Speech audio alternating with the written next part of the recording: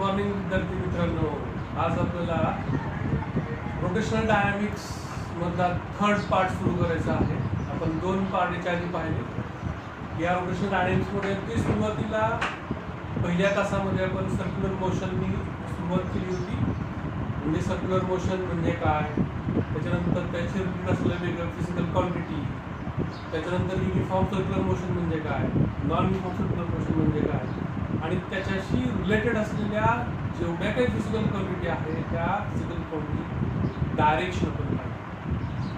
आणि दुसऱ्या तासामध्ये आपण परत ते रिवाइज करू. त्याच्यानंतर सेंट्रिपिटल फोर्स आणि सेंट्रिफ्युगल फोर्स आपण पाहिला. आता जो काल भाग झालेला होता तो थोडक्यात रिवाइज करून मग आपण पुढे जाऊया. मग आपण सेंट्रिपिटल फोर्स, काल तुम्हाला होमवर्क पण दिला होता की सेंट्रिपिटल फोर्स आणि सेंट्रिफ्युगल फोर्स म्हणजे काय. सेंट्रिपिटल फोर्स आणि सेंट्रिफ्युगल फोर्स मधला फरक पण तुम्हाला सांगितलं होता, तो तुम्ही लिहिलाच असेल. Centripetal force is the force which act on the particle performing the circular motion along the radius towards the centre. त्याला आपण काय म्हणतोय, सेंट्रिपिटल फोर्स असं म्हणतो, which acts on the particle along the radius towards the centre. Centripetal force कारण uniform circular motion it is an accelerated motion. Acceleration या दिशेमध्ये आहे याचा अर्थ त्याच्यावरती त्या दिशेमध्ये काय एक्झर्ट होतोय, फोर्स एक्झर्ट होतो.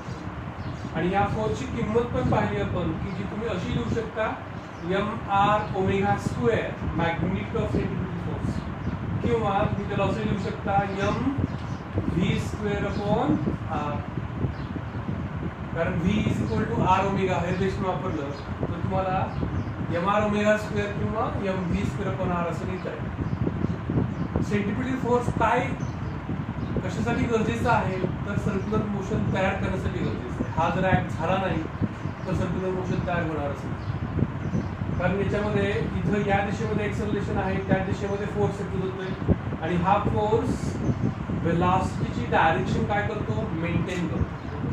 Once the circular motion created the effect of the circular motion it produces, because circular motion is an accelerated motion. So in accelerated frame of reference, a non-real force which is called the centrifugal force exert on the object. हा पण भाग काय पाहिला आपण, त्याला आपण centrifugal force म्हणूया, त्याला आपण CFS म्हणता येतो. शॉर्टकट तोच होतो शेवटी, सेंट्रिफ्युगल फोर्स. हा सेंट्रिफ्युगल फोर्स कसा ॲक्ट होतो, it is an effect of the circular motion. हा centrifugal force which acts on the particle, object, body which perform the circular motion along the radius but away from the centre. Centrifugal force याची काही आपण या ठिकाणी application पण पाहिले. ठीक आहे. Centrifugal force, the magnitude of centripetal and centrifugal force are same when the speed is constant. Magnitude is mr⍵² or the mv²/r. म्हणजे हा भाग आपण काल पाहिला होता, सेंट्रिपिटल आणि सेंट्रिफ्युगल फोर्स. म्हणजे इथे फरक कुठले कुठले लिहिता येतो. याच्यामध्ये आपल्याला किमान 2 तरी फरक लिहिता आले. 2 फरक कुठले कुठले आहेत. एक पहिला फरक काय लिहिता येऊ शकतो, तर डेफिनेशन लिहिता येईल. डेफिनेशन कशी लिहा, the force which act on the particle along the radius to the centre is called centripetal force. आणि सेंट्रिफ्युगलमध्ये काय लिहिता येईल, the force which act on the particle of the body along the radius away from the centre. हा भाग एक लिहिता येईल, त्याच्यामध्ये डायरेक्शन येतं. दुसरा भाग काय लिहिता येईल, centripetal force produce in both frame of reference because it is a real force. त्याच्यामध्ये दोन्ही फ्रेम ऑफ रेफरन्स मध्ये हा तयार होतो. तर centrifugal force is produce only in non inertial किंवा त्याला ॲक्सलरेटेड फ्रेम ऑफ रेफरन्स म्हणतात, त्याच्यामध्येच तयार होतो. सेंट्रिपिटल फोर्सचं एक उदाहरण देऊ शकतात. उदाहरण जसं की the force of attraction, gravitational force of attraction between the moon and the earth acts as a centripetal force, हे उदाहरण देऊ शकता. सेंट्रिफ्युगल फोर्स त्याच्यामध्ये ॲप्लिकेशन देऊ शकता तुम्ही. सेंट्रिफ्युगल फोर्स मेरी गो राऊंडचं एक्झाम्पल देऊ शकता तुम्ही, किंवा ड्रायर ऑफ वॉशिंग मशीनचं एक्झाम्पल देऊ शकता तुम्ही. अजून काय देऊ शकता फरक, काय लिहू शकता फरक तुम्ही, तर तो जो वेक्टर फॉर्म आहे तो वेक्टर फॉर्म तुम्ही लिहू शकता. हा वेक्टर फॉर्म कसा म्हणजे या ठिकाणी हा समजा सेंट्रिपिटल फोर्स लिहायचा आहे तुम्हाला, ठीक आहे.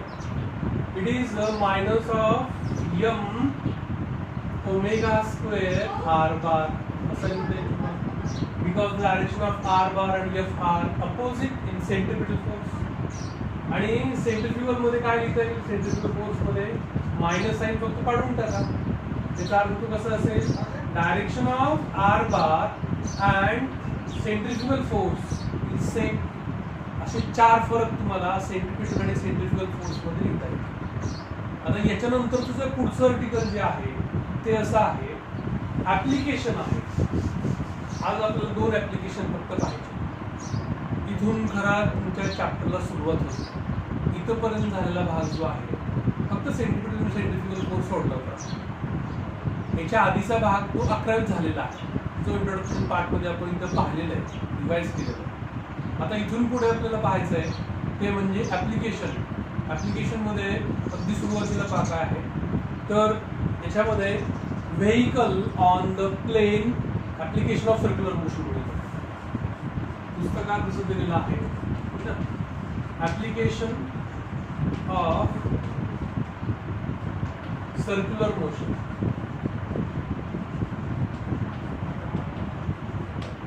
याचे दोन ऍप्लिकेशन आपल्याला आज पाहिजे. त्यातलं पहिलं ऍप्लिकेशन बघूया, ठीक आहे. Vehicle on plain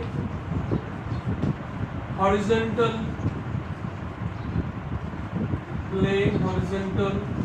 curve road किंवा ट्रॅक. ट्रॅक कसा आहे, प्लेन आहे, ठीक आहे. तो असा इन्क्लाइन नाही, तो असा गोल आहे, सर्क्युलर ट्रॅक आहे आणि त्या ट्रॅकवरती व्हेइकल. तर अशा वेळेला त्या व्हेइकलचा मॅक्सिमम स्पीड आपल्याला काढायचा. जास्तीत जास्त किती वेगाने त्या रोड सरफेसवरनं ती गाडी धावू शकते ते आपल्याला पाहायचं.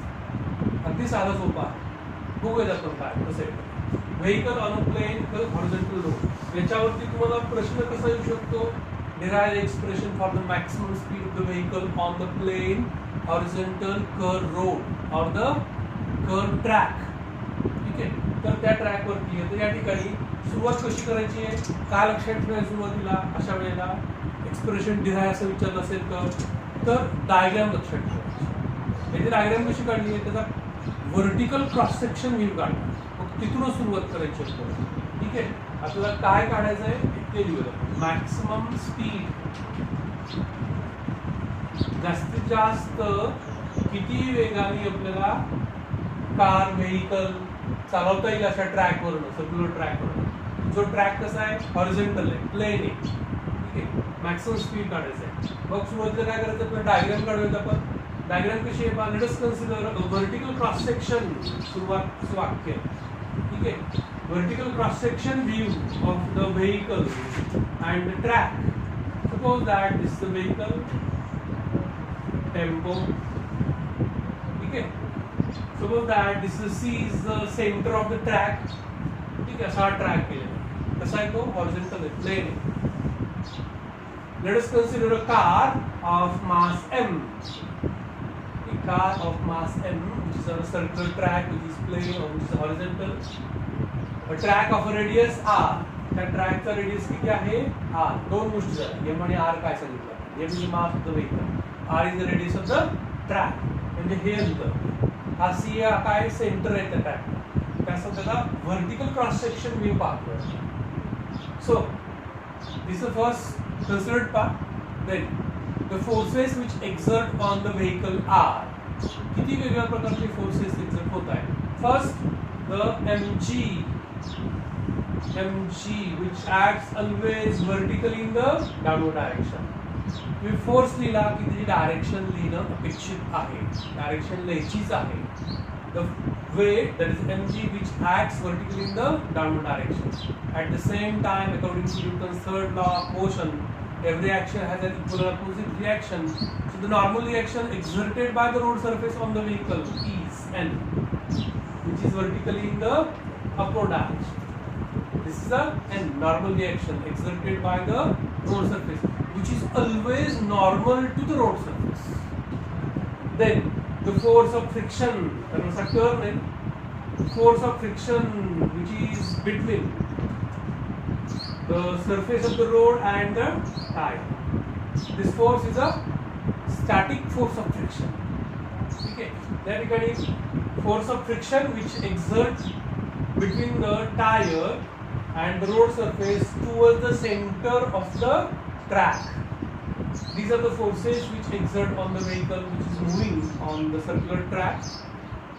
Then in this case, the force of friction, the normal reaction, पुस्तकामध्ये जो भाग दिलेला आहे तो वेगळ्या पद्धतीने मांडलेला आहे. त्याच्यामध्ये या केसमध्ये आपल्याला डायग्राम मध्ये दिसतंय काय दिसतंय की mg balances by the normal reaction. First mg सोबत काय बॅलन्स होतो, n बॅलन्स होतो. आता याला गोल फिरायचंय, व्हेकलला काय करायचंय, गोल फिरायचंय. याचा अर्थ सेंट्रिपिटल फोर्सची गरज आहे. मग आता या केसमध्ये फक्त एक आणि एकच फोर्स दिसतो या दिशेने. तो कुठला, फोर्स ऑफ फ्रिक्शन, ज्याला स्टॅटिक फोर्स ऑफ फ्रिक्शन असं म्हणतो. So this static force of friction provides the necessary centripetal force for its turn, for its circular motion. So the force of friction, that is the Fs, is the centripetal, acts as a centripetal force. And we know the magnitude of centripetal force. It is the mr omega square or mv square upon r. v मध्ये घ्यायचंय का omega मध्ये घ्यायचंय, कारण आपल्याला काय विचारलंय, maximum speed विचारलाय, तो angular विचारलाय का नाही, आपल्याला कुठला विचारलाय, लिनियर. म्हणून या ठिकाणी इथं mr ओमेगा स्क्वेअर घेण्याच्या ऐवजी काय घ्यायचंय, mv स्क्वेअर अपॉन r. ठीक आहे.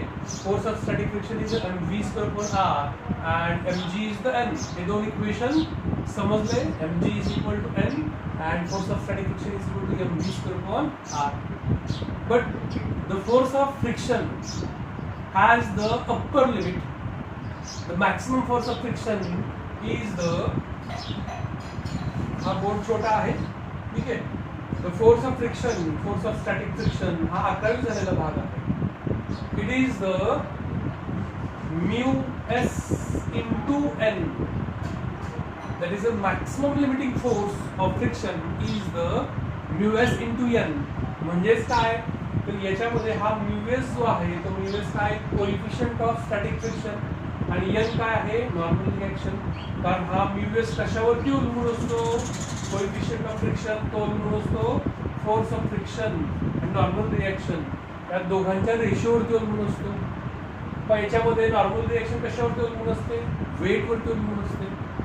मग याच्यामध्ये या दोन गोष्टीवरती हा या ठिकाणी कोएफिशिएंट अवलंबून असतो. म्हणून या ठिकाणी हा जो फॉर्म्युला घेतला तो आपण डायरेक्ट घेतलाय, तो कुठला आहे, that is a mu s into N.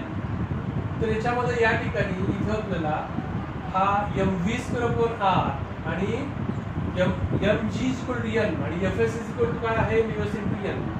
तर आपण हे तीन फॉर्म्युले काय करूयात, एकत्र करूयात. ठीक आहे. तर एकत्र जर केले आपण तर काय येऊ शकतो,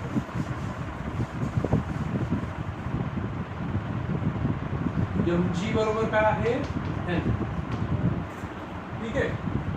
तर fs बरोबर काय येईल, fs बरोबर n ची किंमत ठेवूया, म्यू एस इंटू mg. कसंही सोडवा पुस्तकात, तसं सोडवलं तसं नाही. इथं काय आहे, fs is equal to mu s into mg.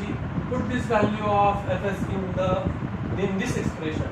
We get fs is the mu s mg is equal to, है ना, फोर्स ऑफ स्टॅटिक फ्रिक्शन काय आहे, म्यू एस इंटू n. पण n किती आहे, mg एवढा आहे. ठीक आहे. म्हणून या ठिकाणी म्यू एस mg बरोबर काय येतं, mv स्क्वेअर अपॉन r असेल. त्याच्यामध्ये मास ऑफ द व्हेकल एकमेकांना काय होतील, कॅन्सल होतील. तर या ठिकाणी v स्क्वेअर बरोबर काय येईल, v स्क्वेअर बरोबर हा इकडे येईल. त्याचा अर्थ mu s into r into g असं येईल, v स्क्वेअर बरोबर. तर v स्क्वेअर बरोबर mu s into r g आहे. तर v बरोबर किती येईल, v बरोबर under root mu s into r g. So this is the formula of the maximum speed of the vehicle along the track, circular track वरती त्या व्हेकलचा maximum speed आपल्याला किती ठेवता येतो? V max is equal to under root mu s into rg. कारण आपण याकडे fs घेताना कसा घेतलाय तसं मॅक्सिमम अप्पर लिमिटला घेतलेला आहे म्हणून या ठिकाणी v पण कसं असेल मॅक्सिमम असेल म्हणून या ठिकाणी इथं ती व्हेकल त्या टर्न वरती जास्तीत जास्त या वेगाने धावू शकते. ठीक आहे. आता याच्यामध्ये तुम्ही म्हणाल की यापेक्षा जास्त वेगाने गेलं तर काय होईल, त्यापेक्षा कमी वेगाने गेलं तर काय होईल, त्यापेक्षा कमी वेगाने गेलं तर काही फरक पडणार नाही. ठीक आहे. Safely that vehicle can take a turn along such a circular track but the speed is more than this.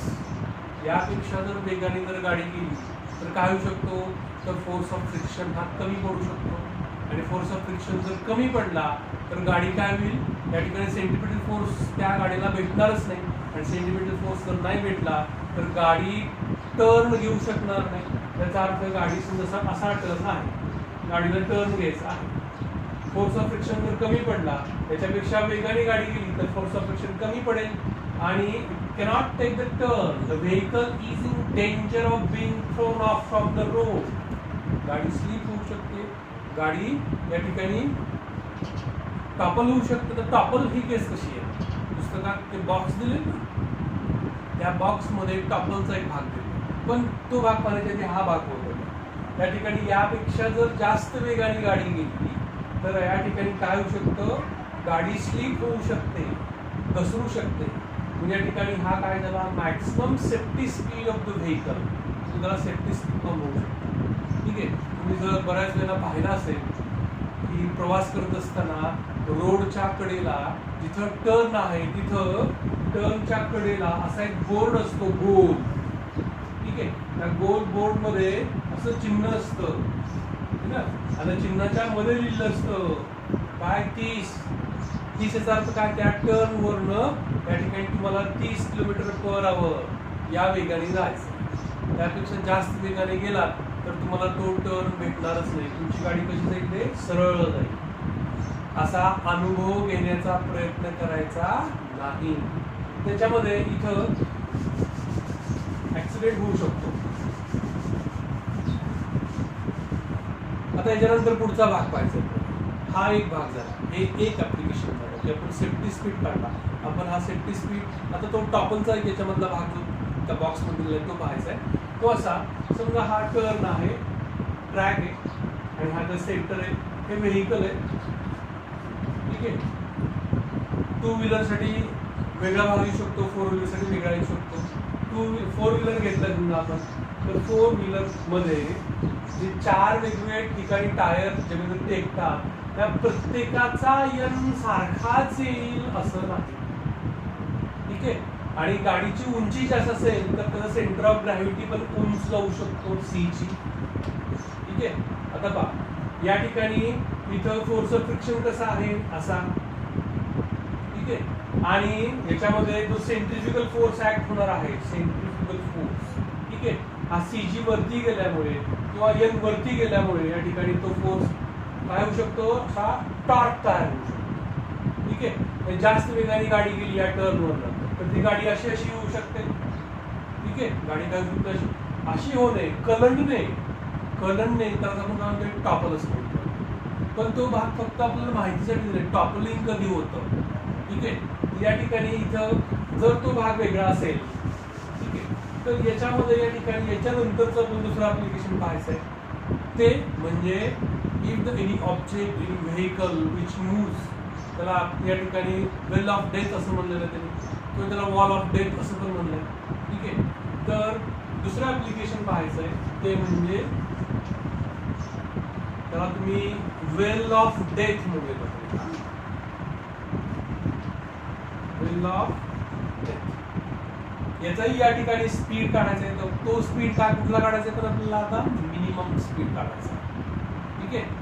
Minimum कमीत कमी किती स्पीडनी एखादी व्हेकल किंवा 2 व्हीलर बाईक एका सिलेंडर त्या ठिकाणी वेल ऑफ डेथ घेताना आपण तो असा एक्झॅक्टली सिलेंडर घेतोय.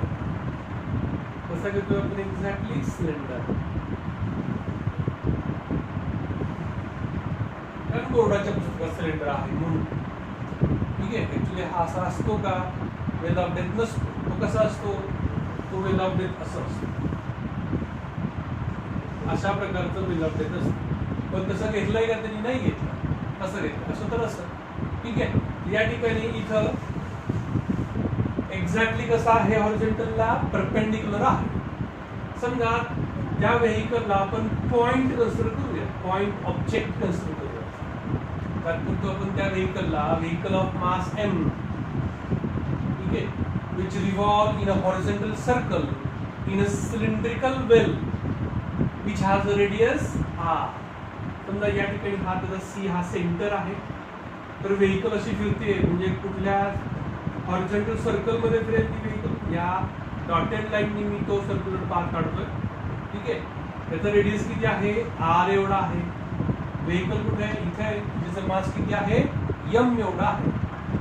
आता तुम्ही मला सांगा की या व्हेकल वरती किती वेगवेगळ्या प्रकारचे फोर्सेस एक्झर्ट होत आहेत. हे ज्यांना सांगता येईल त्यांना हे डेरिव्हेशन किंवा हे स्पीड काढणं फार सोपं आहे.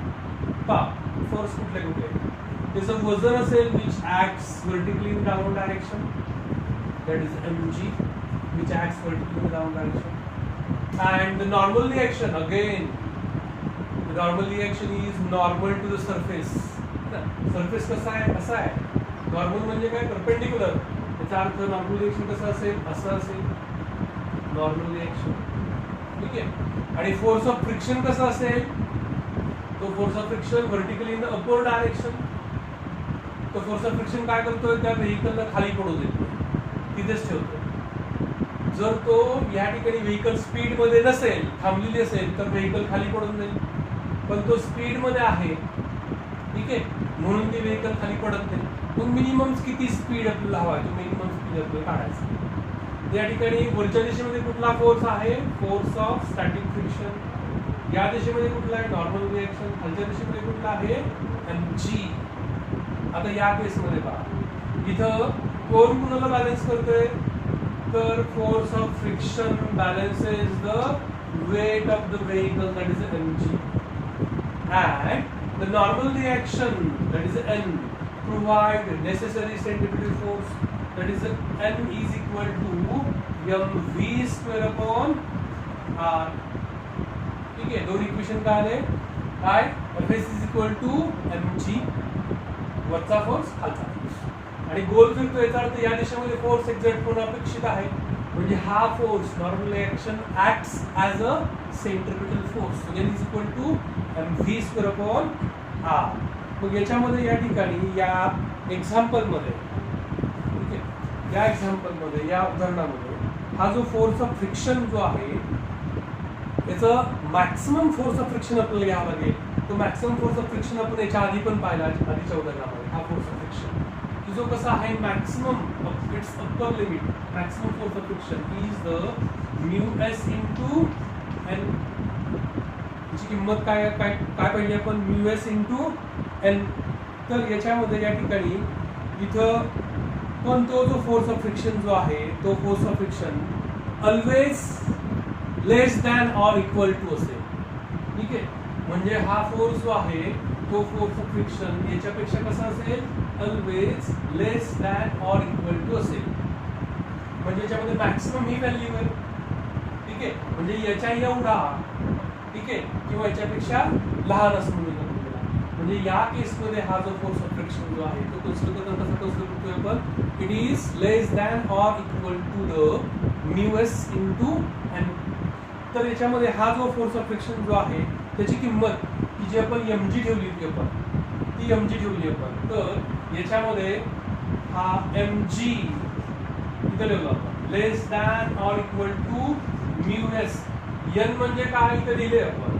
ते काय आहे? n is the provide necessary force. n is the mv square upon r. या दोन्ही एक्झाम्पलला व्यवस्थित पहा. ठीक आहे. तर या ठिकाणी परत m काय होतो? कॅन्सल होतो. इथं तुम्ही इक्वल टू साइन लिहिलं तरी काही फरक पडणार नाही. ठीक आहे. या ठिकाणी इथं mg is less than or equal to μs into mv square upon r. याच्यामध्ये परत m काय होतो, कॅन्सल होतो. m कॅन्सल शिल्लक काय राहतं, g is less than or equal to μs into v square upon r. म्हणजेच v square is equal to काय येऊ शकतो. मी तो भाग इथे लिहितो, आपला बोर्ड थोडासा लहान आहे, ठीक आहे. याच्यामध्ये v square, आता हा भाग मोठा आहे, it is greater than or equal to r इकडे जाईल, याचा अर्थ g into r इकडे जाईल, μs खालच्या बाजूला जाईल, तिरकस गुणाकार केल्यानंतर μs, ठीक आहे. So v square is greater than or equal to gr upon μs. So v becomes greater than or equal to under root gr upon μs, ठीक आहे. म्हणजे तो स्पीड जो आहे, तो स्पीड या ठिकाणी कमीत कमी किती पाहिजे, एवढा पाहिजे, आणि जास्तीत जास्त किती असला तरी चालतो. म्हणजे याचा अर्थ आपल्याला मिनिमम स्पीड काढायचा आहे या वेल ऑफ डेथ मध्ये त्या व्हेकलचा, की जेणेकरून ती व्हेकल खाली पडणार नाही, ठीक आहे, स्लिप होणार नाही. मग त्या बाईक चालवणारा जो व्यक्ती आहे तो असेल, किंवा फोर व्हीलर चालवणारा व्यक्ती असेल तो असेल, त्याला कमीत कमी अशा केसमध्ये तो जो स्पीड जो आहे तो किती ठेवला पाहिजे, तर एवढा ठेवला पाहिजे. म्हणजेच v must be equal to under root, त्याला मिनिमम म्हणूयात आपण, मिनिमम स्पीड कमीत कमी किती पाहिजे, gr upon μs, ठीक आहे. याच्यापेक्षा जास्त असेल तर काहीच होणार नाही, पण कमीत कमी किती पाहिजे, एवढा पाहिजे. जर याच्यापेक्षा कमी झाला स्पीड तर काय होईल, ती व्हेकल टर्न घेऊ शकते का, गोल गोल फिरू शकते का, त्या सिलेंडरमध्ये नाही फिरणार, ती खाली पडेल. पहा त्याच्यामध्ये या ठिकाणी याच्यापेक्षा जास्त असलं तरी चालतो, पण म्हणून याला आपण इथं मिनिमम म्हणतात. So minimum speed of the vehicle in the well of death is the under root gr upon μs. पहा आज आपण दोन एक्सप्रेशन्स पाहिले, ठीक आहे. तर तो कुठला, safety speed of the vehicle along the circular track which is plane, which is horizontal, तो किती आहे, it is under root mu r g एवढा आहे. आणि हा किती आहे, minimum speed of the vehicle in a cylindrical well of death is the under root gr upon μs. Confusion होऊ शकतं, ठीक आहे. तर ते लक्षात ठेवा, असं लक्षात ठेवा की जेणेकरून तुम्हाला अजून एक वर्षापर्यंत लक्षात राहील. हे दोन्ही एक्सप्रेशन तुम्हाला लक्षात जातील अशी मी अपेक्षा करतो. याच्यानंतर पुढचा भाग जो आहे तो आपल्याला पाहायचा आहे, तो म्हणजे या ठिकाणी याच्यापेक्षा थोडासा भाग वेगळा, ऍप्लिकेशन तिसरा भाग, की ज्याला बँकिंग ऑफ रोड. फक्त डेफिनेशन बघूया, फक्त काय पाहूयात आपण, डेफिनेशन, बँकिंग ऑफ रोड.